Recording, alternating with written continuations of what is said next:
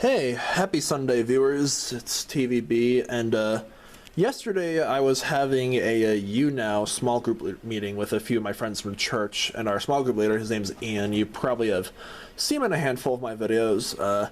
He challenged us to make a quick video about us talking about like what God has been teaching us lately, and for almost 2 years now, I've been doing a big read-through of the Old Testament. You know, I've read through Genesis, the first 5 books, you know, the Torah basically, and I just finished reading the Book of Kings the other night, and now I'm on to the first book of Chronicles. There's 2 books of the first book of Chronicles, and right after that is, I believe, Ezra.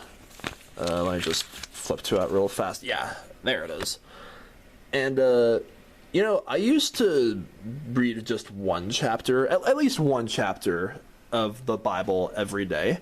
But now that, you know, the coronavirus has shut everything down and, you know, and all the classes are online, I have a lot more time on my hands. So my new challenge is to read at least 3 chapters every day, which I just did. And if you ever decide to read Chronicles, just a little heads up, the first chunk of it, there's a lot of names, as you guys can probably tell. And it might be kind of tedious and monotonous, but it's worth paying attention to them all. As a matter of fact, let's see if I can just find that one name. Ah, there it is. Hanan. It's funny how that name appears in the Old Testament because I'm an English major and I'm trying to pursue a career in fantasy writing, and I have my little Word doc, my Google Doc right here for, you know, my fantasy series ideas. And one of the gods I just came up with, his name is, dang, stupid camera, I can't focus. Well, it says, well, one of my gods that I came up with for my series is called Hanan, and he's the god of space, while his brother is Rakul, the god of time. And it's just ironic, it's a coincidence that the name that I just made up on the fly also appears in the Old Testament.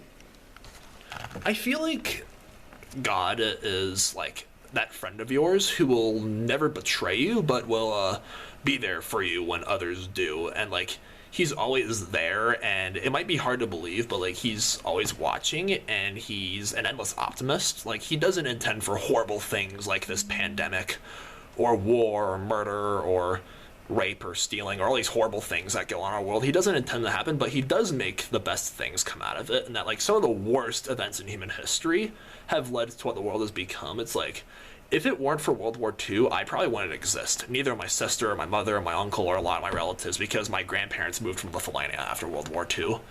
So yeah, just when terrible things happen that you can't control, just it probably means that something better is happening for you. Like, you know, you may be going down one path, but God is like, hey, let's take a little K-turn over this way, and it's going to lead us somewhere awesome. And I have him and all of my friends from Outpost, the church I go to, thank for so much. Like, that community has done so much for me in the past, you know, 2.5 years, and like, I made like most of my best friends through that place.